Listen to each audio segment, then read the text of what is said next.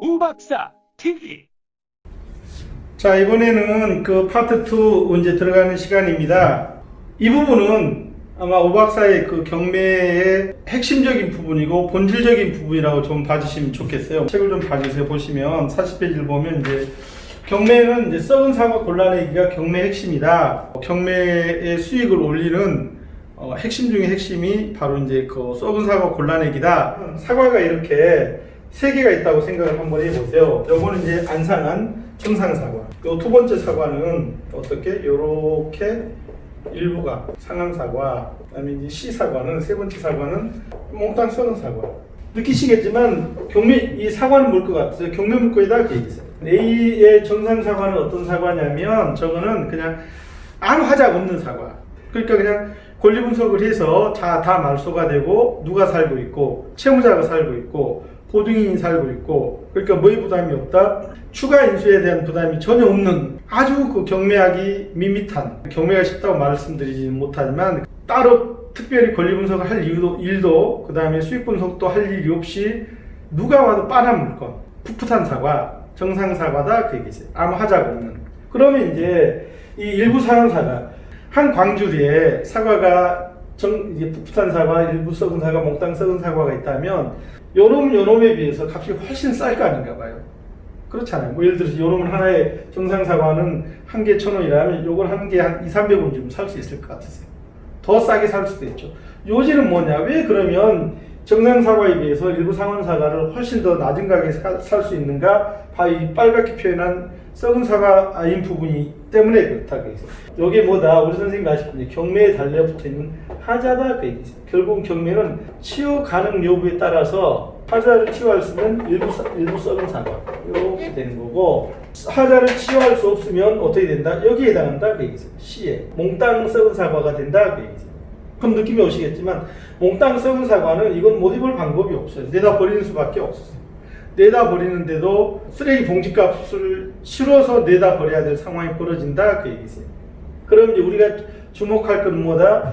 사과 일부에 그 달려붙어 있던 하자를 이 하자만 치유하고 나면 이 사과는 훨씬 더 맛있게 먹을 수 있다. 무슨 말이다? 개당 1,000원에 사야 되는 사과에 비해서 200원 정도만 주면 살 수 있는 사과를 하자를 치유해 버리고 나면 다시 이게 어떻게 된다 이 얘기다. 개당 1,000원짜리 사과로 변한다 그 얘기죠. 자, 다시 사과는 뭐다? 경매 물건이다 그 얘기죠. 자, 그러면 결국은 하자를 치유할 수 있는가 없는가? 그 하자는 치유할 수 있는 하자가 있고 치유할 수 없는 하자가 있어요. 당연히 치유할 수 없는 하자의 물건은 응찰하시면 안 되세요. 그 처음부터 포기를 하시는 거고, 자, 우리가 치유할 수 있는 하자의 물건을 이제 골라내자 그러면 골라내기가 쉽다 어렵다? 쉽다 하세요. 자, 그러면 구체적인 유형으로 들어가서 어떤 하자가 있냐면, 자, 등기부등본상의 하자가 하나 있습니다. 그렇죠? 그 다음에 부동산 자체 하자가 하나 있어요. 부동산 등기부등본의 하자는 우리가 아무리 등기부등본을 보는 법을 아직 훈련을 안 받았고 등기부등본을 보는 방법을 잘 모른다고 해도, 그러니까 생초보자라도 데려다 놓고서 등기부 종류 한 3가지 정도만 놓고서, 자, 표제부, 각구, 을구를 이렇게 쭉 비교해 놓고 나서 자, 등기부 보는 거는 시간 싸움입니다. 자, 얘가 말소 권리고 말소 기준과 아래에 말소 안 되는 권리가 없는 놈은 하자가 없는 등기부입니다. 말소 안 되는 권리가 경매로도 촉탁 등기로도 그 말소가 안 되는 권리가 남아있는 부동산 물건은 하자가 있는 물건입니다. 이렇게 갈라놓고 보면 굉장히 쉽다 하세요. 무슨 말이냐면 등기부등본상의 하자가 결정적인 하자입니다. 그렇죠? 등기부등본상에 설정된 하자는 한 3시간 정도 등기부를 보는 방법만 알려드리면 금방 골라낼 수 있으세요. 굉장히 간단하세요. 그런데 결정적인 하자세요. 그 말을 뒤집어 생각해 보세요. 결정적인 하자가 있는 등기부등본의 하자는 알아내기가 쉽다. 그러니까 결국은 어떻다? 실수할 가능성이 별로 없다 하세요. 그렇지만 그 경매를 처음 하시는 분들, 특히 뭐 이제 경매를 그 열심히 잘하는 방법 중에 하나가 실수하지 않는 방법이 임장을 잘해야 됩니다 얘기를 하시잖아요. 그렇지만 그 말이 쉬워서 임장을 잘해야 됩니다라고 얘기를 하지, 경매 경험이 많지 않은 분들이 뭐 아파트나 뭐 이런 건 말고 보통 우리가 뭐 상업용 부동산이라든지 뭐 근생이라든지 다가구라든지 그 수익성 부동산을 권리 분석을 할 때는 그렇게 만만치 않다세요. 그 부동산이 만약에 경매로 넘어가는데 뭐 연립주택이었다 그러면 가서 보시면 아시겠지만 우리나라는 사계절 있는 나라잖아요. 주택 같은 경우 관리를 안 하면 특히 뭐 단독주택도 마찬가지고 뭐 연립빌라 같은 경우 관리를 안 하면 보일러가 얼었다 녹았다를 하면서 터져버리고 나면 한 2년만 지나면 집이 폭삭 늙어져 있어요. 그렇지만 잘 들으세요. 부동산상의 하자가 잘못되었다고 해서 소유권이 잘못되지는 않았잖아요. 그러니까 이거는 결정적인 하자가 아니에요. 그런데 찾아내기가 어려우세요. 왜냐하면 경매 경험이 없는 사람들이 부동산의 하자를 찾아내기가 그렇게 사실 쉽지 않습니다. 반대로 결정적인 하자라는 부동산 등기부등본상의 권리, 등기부등본상의 하자, 자 그걸 뭐라고 얘기하면 권리상의 하자가 있는 부동산의 경매 물건은 초보자라고 할지라도 찾아내기가 굉장히 쉽다 하세요. 무슨 말이다? 하자 치유하는 데 있어서 초보자라고 할지라도 실수할 가능성이 그렇게 높지 않다 하세요. 꼼꼼히만 따지면. 자 그러면 요놈은 어떤 하자? 권리상의 하자. 권리상의 하자가 달려있는 놈이고, 자 권리상의 하자는 뭐 어떤 하자다? 등기부상의 하자다. 부동산 등기부상의 하자가 있는 놈은 몽땅 썩은 사과고, 요런 도전해서는 안 되고, 자 B는 요놈은 어떤 사과다? 부동산상의 하자다. 요놈은 어떻다? 우리 경매를 조금만 하실 줄 알으시면 얼마든지 골라낼 수 있는 하자가 설정되어 있는 놈이 일부 상환 사과다. 그래서 어떻다? 일부 상환 부분만 잘 도려내고 나면 나머지 부분은 훨씬 높은 수익을 낼 수 있습니다. 일부 상환 사과의 대표적인 것들이 어떤 놈들이다? 뭐 유치권 있는 거, 그다음에 법정지상권 있는 거, 토지별도둑이 있는 거, 그다음에 깡통. 오 박사 맨날 깡통 그러는데 깡통 경매가 어떤 거냐면 이런 거 생각해 보세요. 감정가가 10억 원이에요. 근데 그 집 10억의 낙찰을 받을 수 있어요. 근데 그 집에 10년 전부터 세대로 살고 있는 사람들이 한 12억의 세를 들고 살고 있대요. 근데 그 집을 10억의 낙찰을 받았대요. 근데 그 집을 현재 시세에 10억의 낙찰을 받아서 바로 세를 주면 15억을 전세로 받을 수 있대요.